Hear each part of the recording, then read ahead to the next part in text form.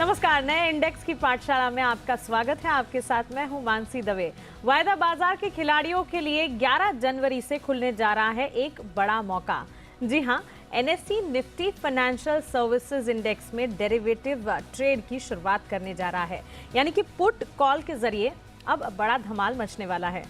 नया इंडेक्स कैसा है, इसे लॉन्च करने के पीछे एनएसई की सोच क्या है, इसमें ट्रेड का तरीका क्या है, बैंक निफ्टी के मुकाबले कितना अलग है और 2021 में वायदा का ये नया इंडेक्स कितना फायदेमंद होगा, इस पर लेकर आए हैं हम एक खास शो नए इंडेक्स की पाठशाला। और हमारे साथ है जी बिजनेस के मैनेजिंग एडिटर अनिल सिंघवी।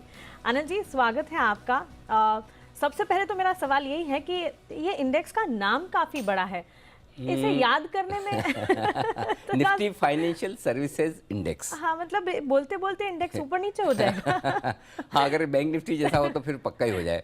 ये बात तो सही है। तो एक्चुअली वाकई में नाम निफ्टी फाइनेंशियल सर्विसेज इंडेक्स, चार शब्द आप बोल। सोल्यूशन आप पहले इसका सोल्यूशन कुछ नहीं। अगर आप समझिए, मतलब आपको ट्रेड करना है और आप समझिए पुराने तरीके से अपने ब्रोकर को फ़ोन करें, फ़ोन उठाकर, अरे सुनिए भाई साहब, ये मुझे ना वो एक नया इंडेक्स जो शुरू हुआ है ना अभी, हाँ यही वाला निफ्टी फाइनेंशियल सर्विसेज इंडेक्स, ये मुझे एक लॉट खरीदना है। हाँ। और बैंक निफ्टी का जैसा हाल है तो पता चलता तब तक तो 100 पॉइंट ऊपर नीचे हो गया। वैसा हाल है। बैंक निफ्टी को तो सेकंड्स लगते हैं। तो एक काम कर सकते हैं, मतलब इंडेक्स तो इंडेक्स ही है। हाँ। और इसका शॉर्ट फॉर्म कर लेते हैं फिर हम। हाँ। निफ्टी एफएसआई कर लें, फाइनेंशियल सर्विसेज इंडेक्स। निफ्टी 50 आपका निफ्टी हो गया, निफ्टी बैंक निफ्टी हो गया, निफ्टी एफएसआई कर लो। एफएसआई इजी है। अच्छा, याद रखना भी, कम से कम मुंबई महाराष्ट्र वालों के लिए तो ज़्यादा आसान काम है। तो निफ्टी एफएसआई शॉर्ट फॉर्म ये ज़्यादा ठीक है और इसी नाम से ये पॉपुलर भी हो जाएगा। एक चुटकी में आपने आंसर दे दिया, निफ्टी एफएसआई। निफ्टी एफएसआई कर लीजिए।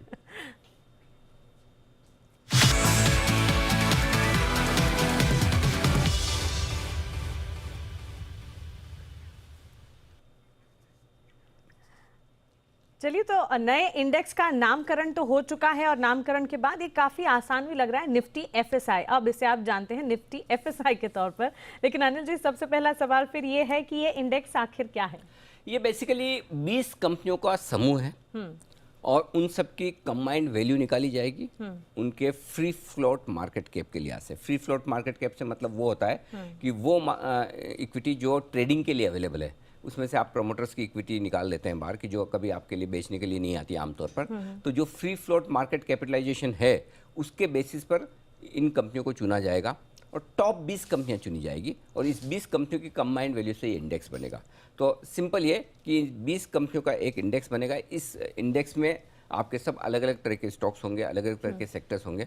लेकिन फिलहाल ये समझ लीजिए, कुल मिलाकर निफ्टी में 50 कंपनियां हैं, बैंक निफ्टी में 12 कंपनियां हैं, निफ्टी एफएसआई में 20 कंपनियां हैं। तो एक 50 कंपनियों का इंडेक्स है आपके पास, एक 12 कंपनियों का इंडेक्स है बैंक निफ्टी, और तीसरा निफ्टी एफएसआई 20 कंपनियों का। तो ये 20 कंपनियों का एक इंडेक्स है। अच्छा, लेकिन अनिल जी, जब हमारे पास निफ्टी है, बैंक निफ्टी है, तो फिर इस नए इंडेक्स की जरूरत क्या आ गई?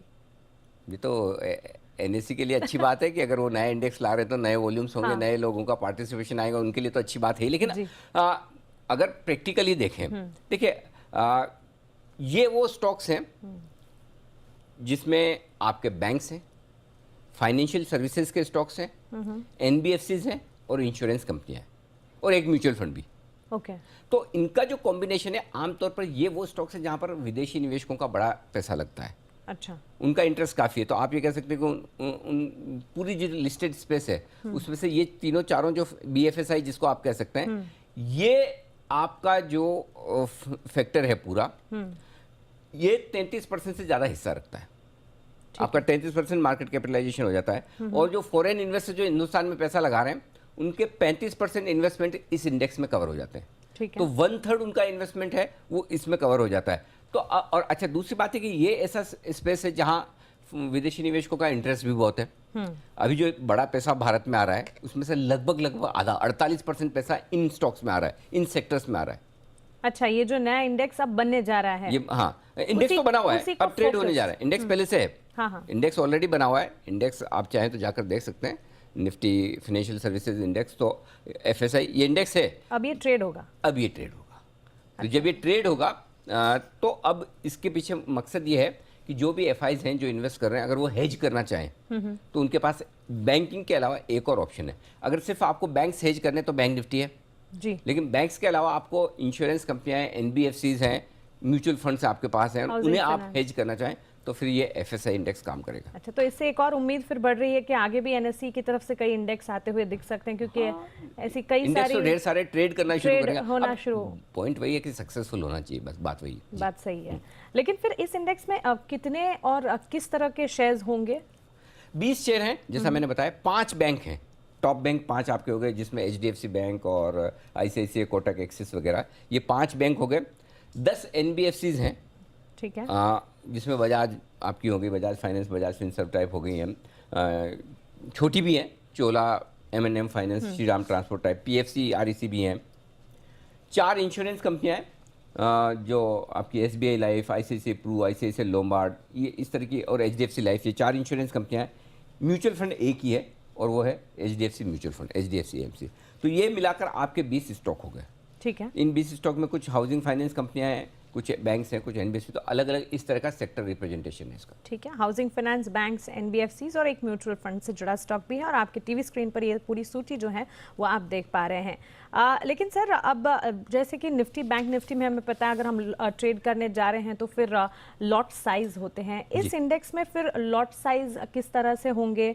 एक लॉट के लिए फिर कितना खर्चा करना पड़ सकता देखिए, है? निफ्टी का लॉट साइज 75 शेयरों का है, ठीक है, तो और उसकी वैल्यू आती है करीबन 10 लाख, 14,000 की निफ्टी के हिसाब से गिनेंगे तो 10 लाख के आसपास की वैल्यू है। और बैंक निफ्टी के लॉट साइज है अभी 25 जी, और 32,000 के आसपास की वैल्यू गिनेंगे तो आपकी लॉट साइज आती है करीबन 8 लाख के आसपास। ये जो इंडेक्स, इसकी लॉट साइज होगी 40 का लॉट है, न 75 का न 25 का, बीच में 40 का लॉट है। ठीक है। और इन्होंने जो अभी रखा है वो इस हिसाब से रखा है कि अभी वैल्यू 5 लाख के आसपास होनी चाहिए।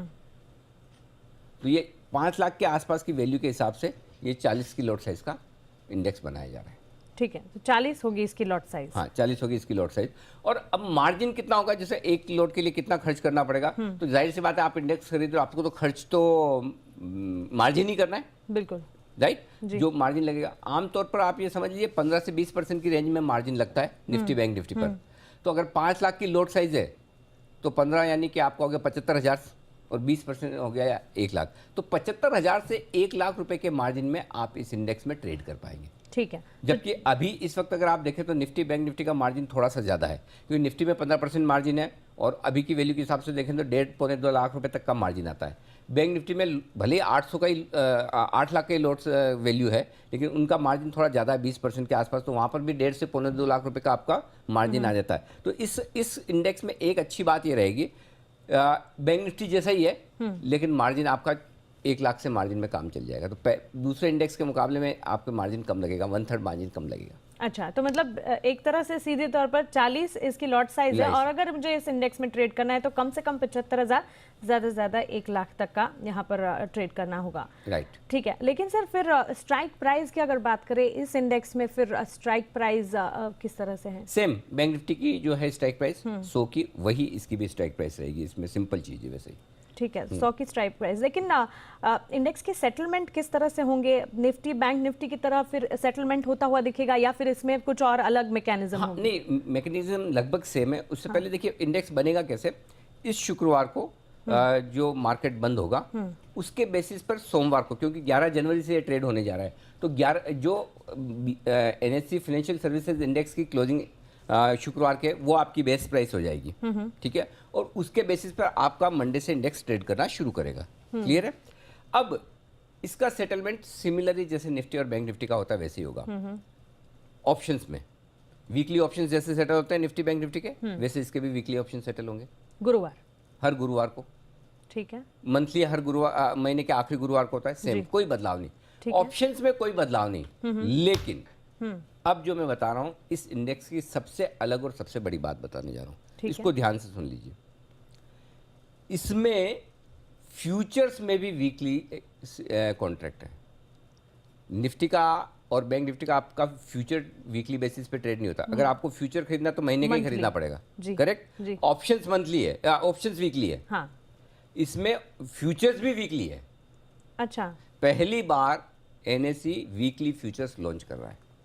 फर्स्ट टाइम ये वीकली फ्यूचर्स है। तो अब हर गुरुवार को आप NSE FSI में आप दोनों देखेंगे, फ्यूचर्स की भी एक्सपायरी होती फ्यूचर्स की भी एक्सपायरी देखेंगे और ऑप्शंस की तो देखेंगे। तो बिल्कुल। ये एक बड़ा बदलाव है निफ्टी और बैंक निफ्टी के इसके सेटलमेंट में। और जैसे निफ्टी बैंक निफ्टी के सेटलमेंट कैश में होते हैं, कैश सेटल्ड होते हैं, कोई डिलीवरी लेना देना तो है नहीं, इंडेक्स से हो तो जी। सारे इंडेक्स के ऐसे होते हैं, इसके भी सेम वैसे ही होंगे। अच्छा, तो सर मतलब ये एक बड़ा बदलाव है जिस तरह से आप बता रहे हैं, ये जिस तरह से फ्यूचर्स की वीकली एक्सपायरी होगी आप कह रहे हैं, यही एक चीज है अलग निफ्टी बैंक निफ्टी से, या कुछ और भी है इस इंडेक्स में जो कि निफ्टी सबसे बड़ा बदलाव यही है। सबसे बड़ा बदलाव फिर हाँ। यही होता और एक और इंटरेस्टिंग चीज है मानसी इसमें जो अभी निफ्टी और बैंक निफ्टी में नहीं है, इसमें पर ऑर्डर आप कितनी क्वांटिटी डाल सकते हैं इसकी लिमिट है। मतलब आप एक बार में 5000 से ज्यादा क्वांटिटी का ऑर्डर प्रेस नहीं कर सकते। ओके, कैप यहाँ पर। हाँ, क्योंकि वो फैट फिंगर वाला मामला होता है ना, कभी कभी किसी ने गलत डाल दिया, ऑर्डर डाल दिया और अचानक से हो गया। हो सकता है बाद में जाते हुए एक बार जब लोगों को सिस्टम समझ में आ जाए, सब कुछ हो जाए, ठीक ठाक हो जाए, उसके बाद NSE उसको हटा दे, जैसे निफ्टी और बैंक निफ्टी में नहीं है वैसा इसमें भी हो सकता है। लेकिन शुरुआत में NSE ने लिमिट रखी है 5000। एक क्वांटिटी आप टाइप करके बोलेंगे ले लो या भेज दो, नहीं होगा, ऑर्डर कैंसिल। 5000 तक की क्वांटिटी की लिमिट रखी है। अच्छा, तो ये मतलब बेसिकली स्टॉक में भी इसमें फिर इसके वेटेज होंगे, या यहाँ पर कोई लगाया गया है कैप इस तरह से कुछ? हाँ, वो तो है ही है। देखिए जब 20 स्टॉक हैं तो इन 20 स्टॉक में क्या होगा, हर एक स्टॉक की अलग अलग वैल्यू होगी। और अब वैल्यू कैसे होगी, फ्री फ्लोट मार्केट कैप के लिहाज से। तो सबसे ज्यादा वैल्ययो वाला स्टॉक कौन सा है? HDFC bank. जी। आज की तारीख में HDFC बैंक का वेटेज इस इंडेक्स में, FSI इंडेक्स में कितना है? 27%। सबसे ज्यादा? सबसे ज्यादा। HDFC लिमिटेड बड़ा वाला 17%, ICICI बैंक 14%। तो ये तीनों मिलके ही 62-63% का वेटेज रखते हैं। तो तीन स्टॉक मिलके ही इस FSI इंडेक्स को ऊपर नीचे करेंगे। फर्क इतना ही कि जब बैंक निफ्टी में आप ऊपर नीचे होते देखते तो ये दो ही स्टॉक हैं, HDFC और ICICI। HDFC limited bank Nifty का हिस्सा नहीं है। ठीक है, हाँ, क्योंकि वो NBFC है, हाँ। हाउसिंग फाइनेंस कंपनी, वो बैंक में नहीं आ सकता। लेकिन FSI का फिर, लेकिन FSI में अच्छा वजन रखने वाला सेकंड हाईएस्ट। इसमें इन्होंने एक नियम बनाया कि कोई भी इंडेक्स में हिस्सा रखने वाला किसी का भी 33% से ज़्यादा हिस्सा नहीं हो सकता। फर्ज करें जैसे यहाँ से HDFC बैंक 20% बढ़ जाता है, बाकी स्टॉक इतना ना बढ़े FSI इंडेक्स के, जी, तो उसका वजन 33% से ज़्यादा हो जाएगा। हाँ, तो इन्होंने कैप कर दिया है, 33% से ज़्यादा होना नहीं चाहिए। तो कोई भी शेयर 33% से, और 3 जो टॉप शेयर है उनका वजन 62% से ज़्यादा नहीं होना चाहिए।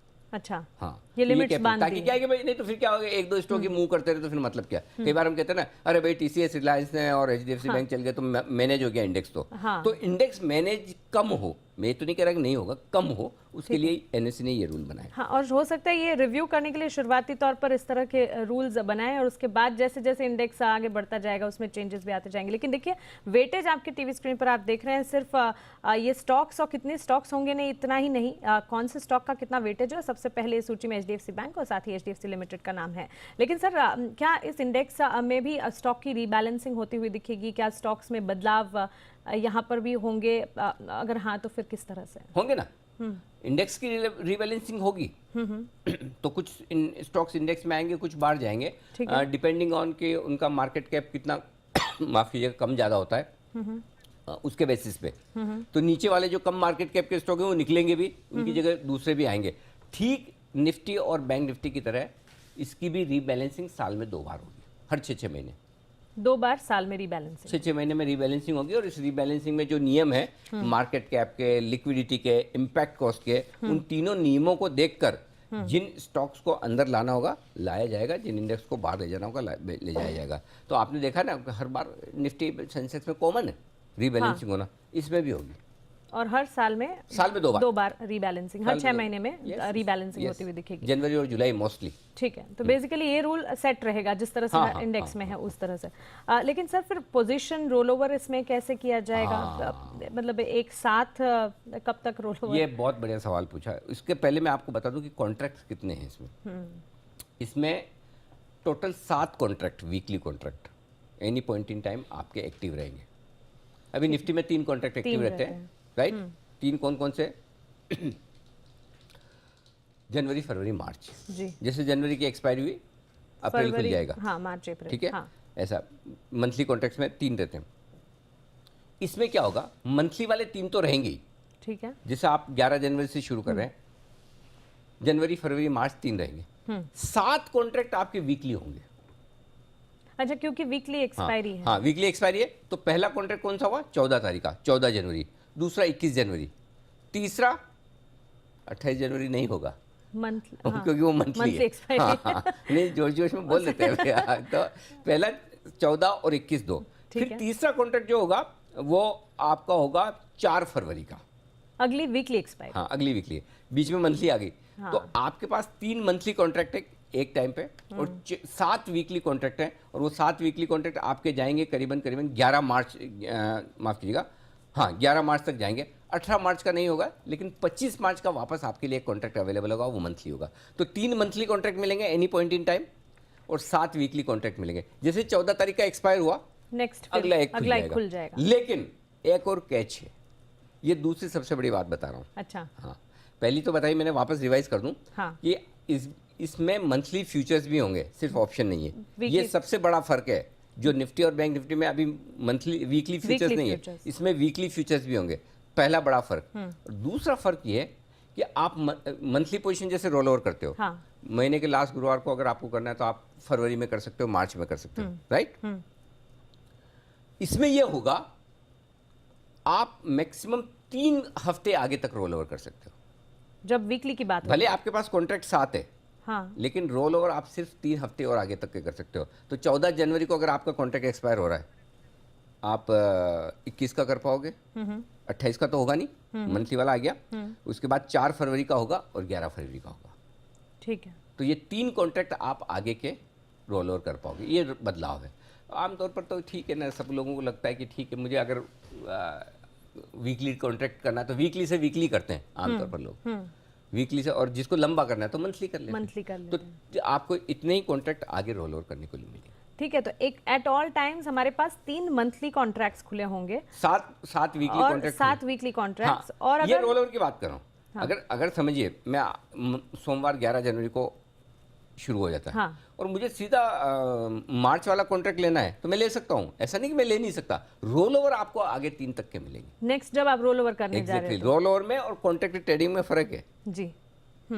और यही सेम अगर वीकली में भी ट्रेड कर रही हूँ तो मैं ले सकती हूँ। पिछले 7 कॉन्ट्रैक्ट्स खुले हैं तो मैं 4th वीक का या कोई भी ले सकती हूँ। आप एक क्लोज करके आगे बस जा रोल सकते हो। ओवर हाँ, में रोल ओवर आपको करना है तो 3 कॉन्ट्रैक्ट आगे के खुले हुए आपको मिल जाएंगे। चलिए, तो ये तो दूसरी बड़ी बात है जो यहाँ पर इस FSI इंडेक्स से जुड़ी हमें मिल रही है। लेकिन सर, इस इंडेक्स में फिर ट्रेड कैसे करना है, और अगर मान लीजिए पोजीशन को हेज करना है तो फिर इसे कैसे किया निफ्टी बैंक निफ्टी ट्रेड करना आता है? जी, तो सब आता है। FNO की पाठशाला में सीखा है। तो बस आपने तो 72 एपिसोड किए, कितने 72 या 74? सर 74 थे। हाँ, तो फिर तो आना ही चाहिए। तो बस वैसे ही है, और नहीं तो वापस से FNO की पाठशाला फिर से देख लीजिए, वही है, उसमें कोई फर्क नहीं है। सेम वैसे ही आपको कोई बेसिक्स कुछ नहीं बदली है, थोड़े से स्पेसिफिकेशन कॉन्ट्रैक्ट के होते हैं, वही है। तो वही, और हेज करने के हिसाब से आप सिंपल चीज़ है, बेसिकली अगर आप देखिए निफ्टी और इसका कोरिलेशन क्या है। ये निफ्टी अगर 100 पॉइंट बढ़ेगा तो ये 120 पॉइंट बढ़ेगा, ऐसा समझिए। निफ्टी के मुकाबले में थोड़ा चंचल, शरारती, नटखट ज़्यादा रहेगा, वोलेटाइल जो निफ्टी के मुकाबले। हाँ, निफ्टी के मुकाबले, निफ्टी के साथ इसका कोरिलेशन 1.2 है। ओके, हाँ, कोरिलेशन 94% है, बीटा 1.2 है। बीटा का मतलब ये होता है कि अगर 100 पॉइंट निफ्टी बढ़े या घटे तो ये इंडेक्स कितना बढ़ेगा घटेगा। अगर निफ्टी 100 पॉइंट बढ़ता है तो 120 बढ़ेगा, निफ्टी 100 घटता है तो 120 घटे। लेकिन बैंक निफ्टी के साथ परफेक्ट कोरिलेशन है, शादी होने जैसा एकदम। 98%। अच्छा, तो अगर 100 पॉइंट बैंक निफ्टी बढ़ा तो ये 98 पॉइंट, ये कोरिलेशन है। हर वक्त परफेक्ट कोरिलेशन रहे जरूरी नहीं, 19-20 हो सकता है, लेकिन ये कोरिलेशन है इसका। तो निफ्टी 50 के साथ परफेक्ट कोरिलेशन है, बैंक निफ्टी के साथ तो ऑलमोस्ट 98% तो आप मान लीजिए। तो ये, और इसीलिए आपको, अगर आपके पास सपोज आपके पास पोजीशंस हैं NBFCs में, इंश्योरेंस कंपनियों में, आपको हेज करनी है तो आप आराम से हेज कर सकते हैं। समझिए आपको HDFC म्यूचुअल फंड अच्छा लगता है, आपने खरीदा है, सामने आपको हेजिंग करनी है, FSI इंडेक्स भेज दीजिए। अच्छा, निफ्टी FSI, तो मतलब ये निफ्टी बैंक निफ्टी को टक्कर दे सके ऐसा इंडेक्स अभी लेकर आ रहे हैं, ऐसा कह सकते हैं। ठीक है, लेकिन इस इंडेक्स का सर फिर कोई असर निफ्टी बैंक निफ्टी पर के साथ होता हुआ दिखेगा? क्योंकि देखिए, बाकी दोनों इंडेक्स की जो एक्सपायरी है, कह सकते हैं मंथली एक्सपायरी है, लेकिन इसमें फिर चेंज है कि वीकली एक्सपायरी का भी ऑप्शन है फ्यूचर्स में। तो फिर क्या कोई निफ्टी और बैंक निफ्टी के साथ इसका कोई इम्पैक्ट पड़ता हुआ, या उनके? मैं अभी मानसिक देखना चाहूँगा कि मंथली और वीकली फ्यूचर्स में कोई फ़र्क होता है क्या? मेरे हिसाब से होना नहीं चाहिए। ओके, सी, आप मंथली ट्रेड करो या वीकली ट्रेड करो, तो कोई भी आप फ्यूचर ट्रेड कर रहे हो तो फ्यूचर में स्पॉट के मुकाबले में आमतौर पर प्रीमियम होती है। फ्यूचर्स प्रीमियम पर ट्रेड करते हैं। क्यों? दो वजह। एक, वॉलेटिलिटी रिस्क की प्रीमियम होती है और दूसरा कॉस्ट ऑफ कैरी होता है। तो वो प्रीमियम थोड़ी सी कम होगी वीकली सीरीज में, बहुत ज़्यादा फर्क नहीं पड़ेगा, राइट? तो उस लिहाज से मेरे लिए कोई ऐसा खास इंसेंटिव है नहीं कि मैं मंथली कॉन्ट्रैक्ट छोड़कर ये वीकली कॉन्ट्रैक्ट फ्यूचर में ट्रेड करूं। ऑप्शंस में बन सकता है फ्यूचर्स में ट्रेड करने का, लेकिन इसमें एक अच्छी बात जो हो सकती है, आमतौर पर क्या है, ऑप्शंस की प्राइसेस बहुत ज़्यादा ऊपर नीचे होती है और वीकली एक्सपायरी के दिन इंडेक्स ऊपर नीचे होता है। वो इस वजह से भी होता है कि, है ना, ऑप्शन की पोजीशन देखकर लोग, लेकिन ऑप्शन के साथ अगर वीकली कॉन्ट्रैक्ट भी एक्सपायर हो रहे हैं तो शायद थोड़ी सी बेहतर हेजिंग हो सके। ये क्या होगा, कैसे होगा, ये देखकर पता चलेगा। ठीक है, तो अभी कहना मुश्किल है कि क्या होगा, लेकिन फर्क इतना ही है कि आपको वीकली फ्यूचर्स भी मिल रहे हैं। On the face of it मुझे वीकली फ्यूचर्स ट्रेड करने के लिए कोई ऐसा इंसेंटिव या कोई ऐसा, क्या बोलते हैं, बड़ा कारण नहीं दिखता, कुछ नहीं मिल रहा है। हाँ। लेकिन सर, जस्ट आपका इंस्टिंक्ट मैं समझना चाह रही हूँ। फिर अगर आप ऐसे कह रहे हैं कि कोई बड़ा कारण नहीं है वीकली फ्यूचर्स में, तो फिर लोगों का रुझान इसमें दिखेगा। What do you think? हर नई चीज में रुझान तो होता ही है। हमारा भी रुझान है, तभी आधा घंटे का शो कर रहे हैं पूरा समझाने की, समझने और समझाने की कोशिश कर रहे हैं, और बाकायदा 3 दिन से 4 दिन से लगातार पढ़ाई कर रहे हैं, तब जाके FAQs बनवाएं। हमारी टीम में 5 लोग लगे हुए हैं। मैंने कहा सब पूछो किसको क्या क्या सवाल दिमाग में आता है, ताकि हम वो आपके बिहाफ पे, व्यूअर्स के बिहाफ पे जो सवाल बन सकते हैं वो जानने की कोशिश करें। NSE के ऑफिशियल से भी हमने बातचीत की, उनसे कई सारे क्लेरिफिकेशन लिए, उनका भी धन्यवाद है कि उन्होंने सारी जानकारी हमें दी। तो बेसिकली ये है कि कोई भी नई चीज़ है उसके लिए मैं पहले मन नहीं बनाना चाहता कि अच्छी या खराब है, देखें पहले। हाँ, हम देखेंगे। बात सही। एक ज़माना था CNX IT इंडेक्स आया NSE का, बढ़िया इंडेक्स था, है, ट्रेड के लिए भी डाला, लोगों का इंटरेस्ट नहीं बना। तो आप और मैं कौन है डिसाइड करने वाले कि लोगों का इंटरेस्ट बनेगा या नहीं? मुझे इंटरेस्ट बनने में एक चीज पॉजिटिव दिखती है कि जो स्टॉक है ना वो वोलेटाइल है सारे जी, बैंकिंग, NBFC, इंश्योरेंस कंपनियां, तो उस हिसाब से इंडेक्स ऊपर नीचे होगा, ठीक है, स्टॉक्स में इंटरेस्ट आए वैसे, तो उस हिसाब से बनना चाहिए इंटरेस्ट। क्यों नहीं बनेगा? अरे भाई सेम 98% बीटा वाला मेरे पास में बैंक निफ्टी है, तो फिर मैं वही कर लूंगा, ये क्यों करूं? और बैंक निफ्टी पे तो मेरा हाथ जमा हुआ है, निफ्टी पे तो मेरा हाथ जमा हुआ है, डेटा देख के आंख बंद करके मुझे पता चल जाता है कि कहाँ क्या लेवल्स होते हैं, तो मैं और नए में क्यों दिमाग लगाऊं? अल्टीमेटली तो एक ट्रेडर यही सोचेगा मुझे तो पैसा कमाना है, कोई भी इंडेक्स में करूं। ठीक है, तो इसलिए दोनों तरह से चीज हो सकती है, क्या होगी ऊपर वाला जाने। हम कोशिश करें खुले दिमाग से, खुली आंख नाक कान से कि समझने की कोशिश करें। ठीक है, तो वेरिएशन यहाँ पर नया आ रहा है और इस पर रिव्यू किया जाएगा कि कैसे फिर आगे बढ़ता है। लेकिन सर, वॉल्यूम्स की अगर बात करें, वॉल्यूम्स यहाँ पर बढ़ते दिखेंगे या फिर एग्जिस्टिंग और नए इंडेक्स के बीच में बट जाएंगे? ये भी देखने वाली बात है। देखो, मुझे नहीं लगता कि कोई निफ्टी बैंक निफ्टी की ट्रेडिंग छोड़कर इसमें करेगा। करेगा तो कोई एडिशनल करेगा। हाँ, और शुरुआत में तो देखिए सबसे बड़ी चीज़ क्या है मानसी की, इंस्टीट्यूशनल पार्टिसिपेशन चाहिए। वो आकर बास्केट खरीदेंगे कैश में और फ्यूचर में बेचेंगे और आर्बिट्राज करेंगे तो ही वॉल्यूम आएगा। ठीक है, तो वो इंटरेस्ट लेते हैं या नहीं लेते, या उन्हें आर्बिट्राज का पैसा बनता है या नहीं बनता, वो आर्बिट्राज वाला बना, बाकी और कोई खुश होना हो, 2 लोग खुश होंगे। एक तो NSE, हाँ, जी, जो भी होगा कुछ तो बढ़ेगा। हाँ, 1 इज ऑलवेज ग्रेटर देन 0। तो बिल्कुल, अभी तो ट्रेड नहीं हो रहा, तो अभी तो 0 वॉल्यूम है। हाँ, हालांकि इन्होंने मेरे ख्याल से अगले 3 महीनों के लिए या कुछ शायद जून तक के लिए इस पर फीस सारी 0 रखी, टर्नओवर चार्जेस वगैरह 0 रखे, ताकि ये पॉपुलर हो। तो एक इंसेंटिव वो हो सकता है ट्रेडर्स के लिए कि बैंक निफ्टी आप ट्रेड करते हो, निफ्टी ट्रेड करते हो, तो वो टर्नओवर चार्जेस आपको जो देने होते हैं NSE पे, तो कम से कम अगले मेरे ख्याल से जून तक नहीं देने होंगे, तो तब तक ये आपके लिए फ्री है, तो थोड़ा आपका पैसा बन गया। तो उस हिसाब से एक तो NSE के लिए तो नुकसान है ही नहीं, जो भी वॉल्यूम आया एक्स्ट्रा। दूसरा फायदा इस वजह से जिसको हो सकता है वो आर्बिट्राज फंड है। मैं तो एक्चुअली सोच भी रहा था कि मेरा पैसा लिक्विड फंड से निकाल के आर्बिट्राज फंड में थोड़ा डालूं, और अगर कोई समझदार आर्बिट्राज फंडर पहले से तैयारी करके बैठा है तो उसके लिए शुरुआत में बढ़िया मौके बनेंगे, क्योंकि शुरुआत में जो प्राइस मिसमैच होता है वो आपको फ़ायदा उठाना चाहिए। आप आर्बिट्राज फंड कैश में खरीदिए, फ्यूचर में बेचिए, ठीक है, और वो जो बेनिफिट मिलेगा वो बढ़िया होगा।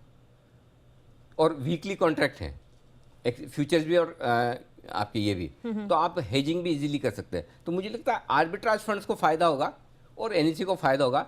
बाकी तो देखेंगे लोगों का इंटरेस्ट कितना निफ्टी बैंक निफ्टी से शिफ्ट होता है। शुरुआत में हो सकता है क्योंकि आप चार्जेस जीरो रख रहे हैं, उसके बाद तो फिर लेवल प्लेइंग फील्ड है, तो फिर देखा जाएगा। सर ये आप फूड फॉर थॉट दे रहे हैं, हमें तो दे रहे हैं लेकिन आर्बिट्राज फंड हाँ को भी हाँ आप बिल्कुल, मैं तो खुद कह रहा हूँ, और मैं तो 2-4 आर्बिट्राज फंड वाले मैनेजर से बात भी करूंगा, भाई तुम तैयारी करके बैठे हो कि नहीं, अगर कर रहे हो तो मेरा पैसा फिर शिफ्ट करूँ लिक्विड से आर्बिट्राज में। ठीक है बिल्कुल सर। लेकिन सर अब आखिरी सवाल की तरफ हम बढ़ रहे हैं, और जब भी हम पाठशाला करते हैं हमें आपसे गुरु ज्ञान चाहिए होता है। 11 जनवरी से फिर मैं किस में ट्रेड करूं, निफ्टी बैंक निफ्टी या फिर हमारा नया निफ्टी एफएसआई? कसम लिए? जी नहीं तो फिर सिंपल चीज़ें देखिए, समझिए, सीखिए। ओके कोई हड़बड़ी, कोई जल्दी नहीं, ऐसा थोड़ी कि 9:15 पे पहला ट्रेड मेरा ही जाना चाहिए 11। नहीं नहीं आप आराम से देखिए इंडेक्स कैसे काम करता है, किस लेवल पर करता है, कितना ऊपर नीचे होता है, वॉल्यूम लिक्विडिटी कैसे होती है, उसके बाद करिए। ठीक है। आपका हाथ जमा हुआ है निफ्टी बैंक निफ्टी, अरे मेरा खुद का नहीं जमा हुआ तो मैं आपको क्या बोलूँ? जी। करेक्ट। तो मेरा पॉइंट बहुत क्लियर है। पहली चीज, जो आता है ना उसको ढंग से कर लो, बिल्कुल। जो कि निफ्टी बैंक निफ्टी आता है। जो नहीं आता है उसमें छब्बे नहीं बनने जा। तो पहली चीज देखिए, आराम से समझिए, जब लगे कि हाँ अब अपने को समझ में आ रहा है कि इंडेक्स कैसे मूव होता है क्या, उसके बाद ट्रेड करिए। और क्यों करिए वो भी बता दूँ क्यों, कि अगले 3-4 महीने 6 महीने जो भी है, मुझे टाइम ध्यान नहीं रहा, मेरे जहाँ तक मुझे याद है जून तक का टाइम है, हाँ टर्नओवर चार्जेस वगैरह नहीं है, तो आपकी कॉस्ट बचती है, तो आप वो कॉस्ट बचाइए, यहाँ ट्रेड कर लीजिए। अगर निफ्टी का बैंक निफ्टी का और इसका एफएसआई का मूव सेम होता है तो आप वहाँ कर लीजिए, फिर क्या फ़र्क पड़ता है। ट्राई की ट्राई और नॉलेज की नॉलेज, बस ये चीज़ ध्यान में रख के करना है। ठीक है। तो सर उम्मीद करते हैं हमारे और मेरे और व्यूवर्स के सारे सवालों के यहाँ पर जवाब हमें मिलते हुए दिख रहे हैं। I hope so. और सर इसके अलावा भी अगर किसी के कोई जवाब रह जाए, किसी को लगे कि हाँ कुछ बाकी रह गया, तो प्लीज़ मुझे ट्वीट करें, मैं कोशिश करूंगा आपको जवाब देने की। बिल्कुल। और सर इस खास पेशकश में हमारे साथ जुड़ने के लिए, ये कॉन्सेप्ट हमें समझाने के लिए क्या है, क्योंकि कई सारे सवाल जरूर थे लोगों के मन में, और इसी प्रोसेस जब मैं पाठशाला करता हूँ ना मानसी, तो हमारे व्यूअर्स कितना सीखते समझते मुझे नहीं पता, सबसे ज़्यादा मैं ही सीखता हूँ।